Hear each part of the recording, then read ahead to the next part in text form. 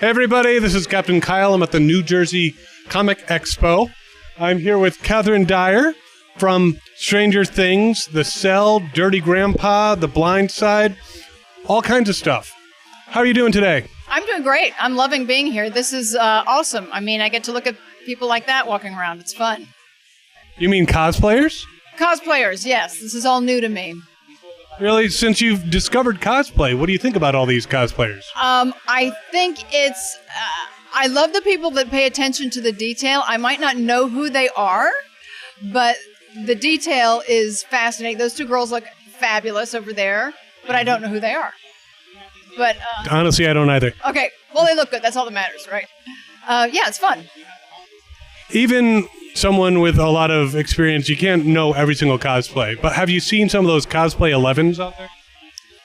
I have not. Is there one here? I've seen at least 2 so far. Oh, they need to come over here and meet us. I will send them over whenever. Yeah, I'm going to say. Come over here. No, haven't seen any 11s. I haven't seen any Connie Frasers either. Well, that's the difficulty sometimes with cosplay is when they're wearing basically street clothes. It's very difficult to convey that it's actually the character, not just what you're normally wearing. Unless you do the blood coming out of Connie Fraser's eyes. That might be a giveaway. All right, there's a challenge. We want to see some Connie Fraser cosplays with the blood coming out of the eyes. Trench coat, blue shirt, pin. Yeah, I understand what you're saying about street clothes, but I think the blood's gonna be the kicker there. And, just acting mean. I mean, I don't know if Connie was mean. She was just doing her job, right? As we mentioned earlier, just doing her job. Yeah, when you're a character that may not be the most popular character, it's not that you're evil. You had a job to do. You were doing that job. You had a mission that was very important. How did you like playing that type of character? I loved it. I adored it because I don't get to play those types of characters very often. I play upscale women. In Dirty Grandpa, I was Zac Efron's mother. Very pampered, upscale. I was just on Scorpion. It aired 2 weeks ago. I played the White House Chief of Staff. So those are the kind of roles that I play. But being able to play a henchwoman, a badass, that's fun. Absolutely, I could see that. It's so since it was a different role, did you have to was it more of a challenge or was it just plain fun? It was not a challenge. Maybe that's embarrassing to say. I don't know. But it was so well written that I understood instinctively what they wanted. I totally got it as soon as I read the script. And therefore, it wasn't a challenge for me because I understood it from the get-go. That's awesome. In some shows, they actually allow a bit of leeway as far as improv. Did they allow that or was it very structured? They were very open. I didn't do much improv because... The things that, actually the scene I did with Randy, who plays Mr. Clark, we would do the scene, and then the directors, Matt and Russ Damon, would say, let's change that line. What do you think you would do here? What would you say here? So yes, he did allow that, but not too much, because it was so well written. Yeah, I have to say it was it was like a sleeper because it was like suddenly this new show was on Netflix and suddenly everyone was talking about it. What do you think about being part of this phenomenon? It is amazing. It's wonderful. I'm here because of it, this is so much fun. I didn't realize, working on it was another job. It was great. I'm thankful. I love to work. But it wasn't until Stephen King tweeted about it. Before it premiered, Stephen King tweeted about it, and I saw that, and I went, I think we got a hit on our hands, and it's not even open yet. It's not even out there. So, yeah, it's exciting. So, are there any things you're working on coming up that we can let people know about?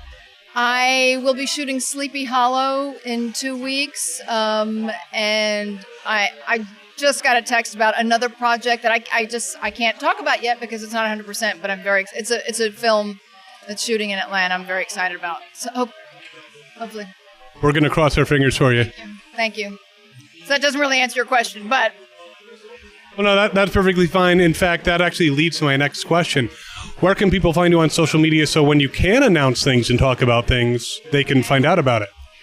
Twitter is @TheRealCatDyer and Catherine Dyer fan page on Facebook.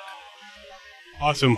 We'll put the links right over here so people can actually get there. Thank you. Okay. So we have 3 very important questions. What is your favorite ice cream flavor? Coffee with chocolate sauce. Coffee with chocolate sauce. You heard it here first. Okay. Now, when you were young and you had to make a little bit of extra money, how did you go about doing that? Did you have a paper route? Did you wash cars? What kind of stuff did you do as a youngster to make some extra cash? I started working when I was 13, and I worked at a concession stand in a theater. Was that legal? Was it legal? I don't know. I don't know if it was legal or not. But yeah, all my friends worked at this one theater. 13, 14, 15, we worked there for several years. Interesting. So she may have an illegal... Interesting. I've got an illegal past. Don't tell anyone. Well, we're going to broadcast it. Around that, actually. I may have been 14, but still. Well, if you had working papers, sometimes you can do stuff like that, but... I've got to ask my girlfriends about the legality of when we were all working together. Wow, raising interesting life questions. So I've been working for a long time. I'm right there with you. I know I worked illegally when I was younger, but shh, yeah. Don't tell anybody. No one's going to know. It's just between you and me. Now, here's an off-the-wall question. If you were going to come to a con, but not as a guest, as an attendee, and now that you've discovered cosplay, who would you like to dress as? All right, this might be really boring, but I think it would be fun for a day to wear Glenda the Good Witch's costume. Actually, I've very rarely seen that costume, but it's always a cool thing. It would be difficult because of the size of the skirt and the height of the crown. But I think it would be fun to sort of waft around as Glenda the Good Witch with a, "Are you a good witch or a bad witch?"